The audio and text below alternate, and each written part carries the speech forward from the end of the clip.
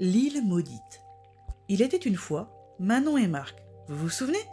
Nous avons déjà partagé des aventures avec eux. Ils ont découvert le château en ruine de leurs ancêtres et une grotte mystérieuse qui sert de portail vers un monde magique.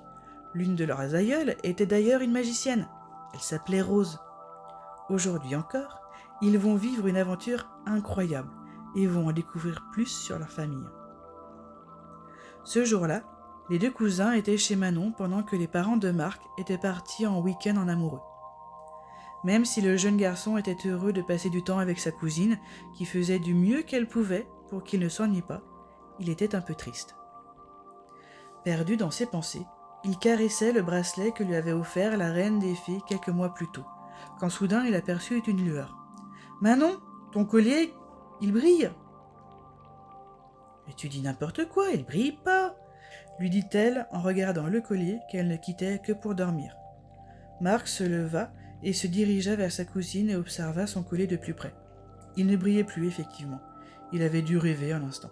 « On m'a donné un puzzle de 1000 pièces. Ça te dirait qu'on le commence ensemble?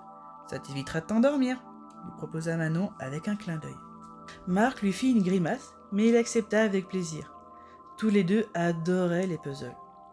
Quand il découvrit l'image qu'il représentait, ils eurent un regard l'un pour l'autre et sourirent.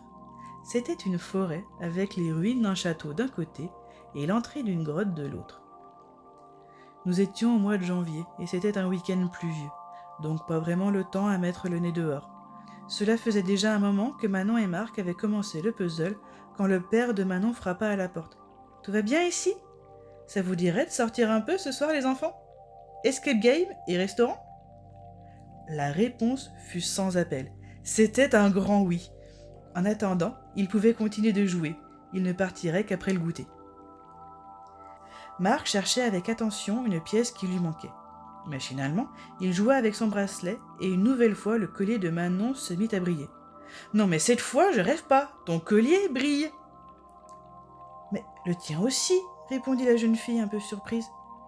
« Mais tu touches ton bracelet, souviens-toi, il te montre le chemin quand tu es perdu. » « Tu crois que ça veut dire que nous devons y aller? Nous n'y avons pas été depuis les vacances d'automne. C'est l'occasion d'y retourner alors, non ?»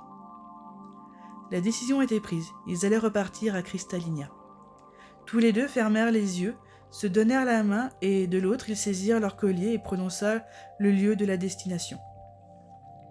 Il y eut un « pop » et, avant même d'ouvrir les yeux, ils savaient qu'ils étaient arrivés dans le village. Une brise fraîche les accueillit, portant avec elle les odeurs de la forêt et celles du village. Il était tôt le matin, pourtant le village était déjà en effervescence. Le boulanger était en train de faire cuire son pain, ce qui mit l'eau à la bouche des deux jeunes gens. Une fée était en train de récupérer toutes les lucioles des lampadaires pour qu'elle aille se reposer. Un senteur, lui, portait sur son dos une cargaison de bois. Le village s'était éveillé aux aurores. Toutes les créatures qu'ils croisaient les saluaient avec un grand sourire, certaines les reconnaissant de leur dernière visite. Au milieu de la foule, ils aperçurent Ophalia, qui leur faisait de grands signes pour qu'ils la rejoignent. « Vous avez fait drôlement vite pour arriver, dit-elle essoufflée. « Je suis heureuse de vous revoir. Nous avons besoin de vous. Suivez-moi. » Elle les entraîna au pas de course vers une grande tente qu'ils savaient être celle de la reine des fées. Il y avait un petit attroupement devant l'entrée, et la petite fée dut jouer des coudes pour se frayer un chemin. La tente était décorée sobrement. Dans un coin, un lit, au centre, une cheminée entourée de poufs, et dans un autre coin, une table avec 3 chaises. Quand ils entrèrent, face à eux, sur l'un des poufs, était assise la reine des fées, mais une silhouette leur tournait le dos. Cependant, on pouvait voir son corps d'homme et des cornes sur sa tête. De toute évidence, c'était un faune, un être mi-homme, mi-bouc. « Ah, vous avez reçu mon message !» s'exclama la reine de sa voix douce. Aussitôt, le faune se retourna pour leur faire face à son tour. Son air était grave.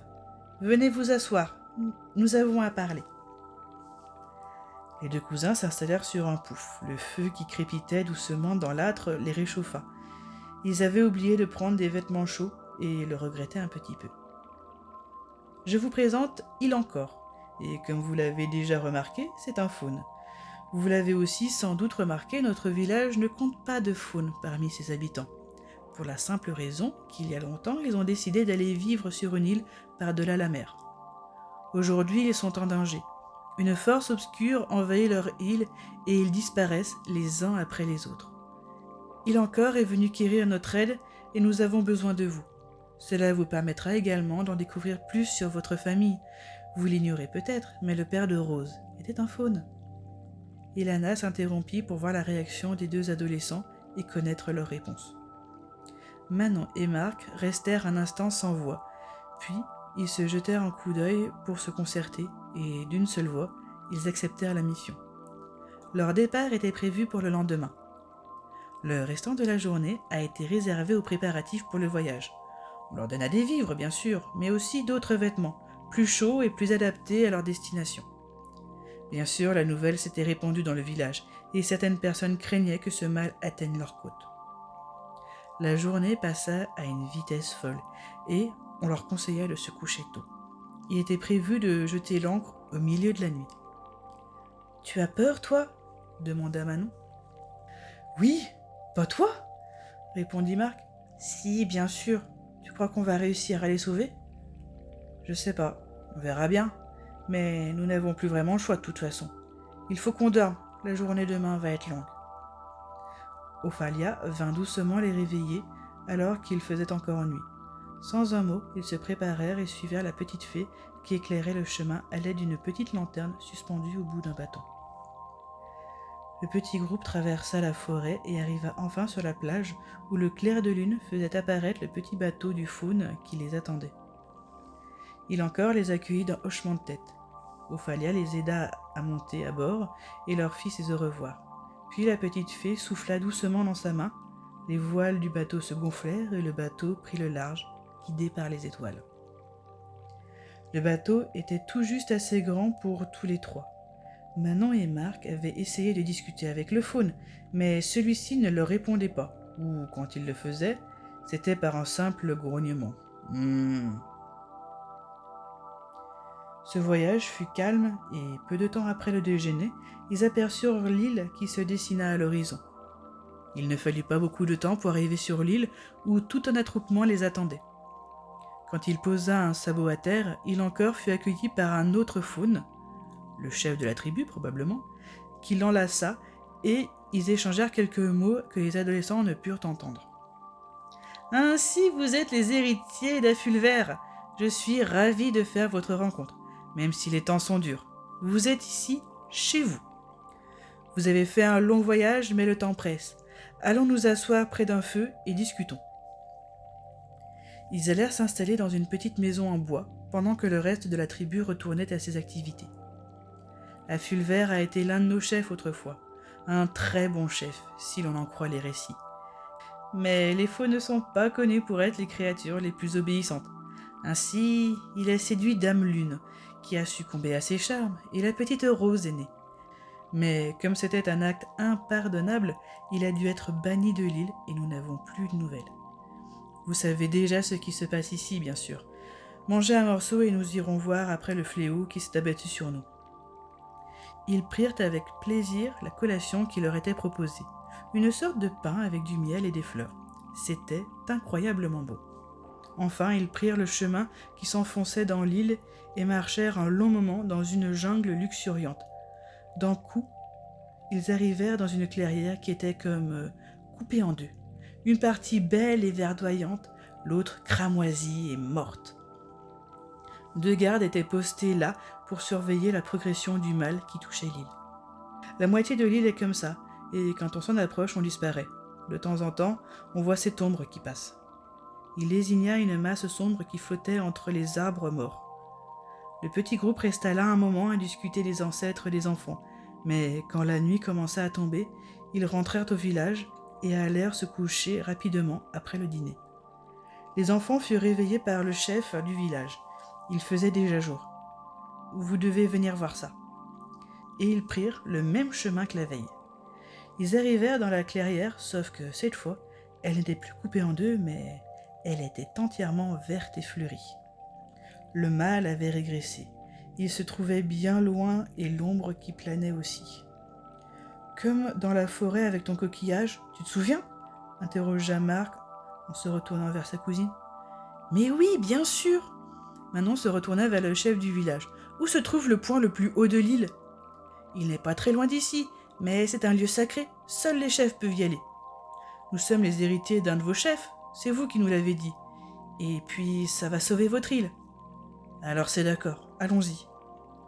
Ils marchèrent un très long moment pour gravir la plus haute montagne de l'île, mais la vue y était incroyable, et d'ici on voyait bien la délimitation entre l'ombre et la lumière.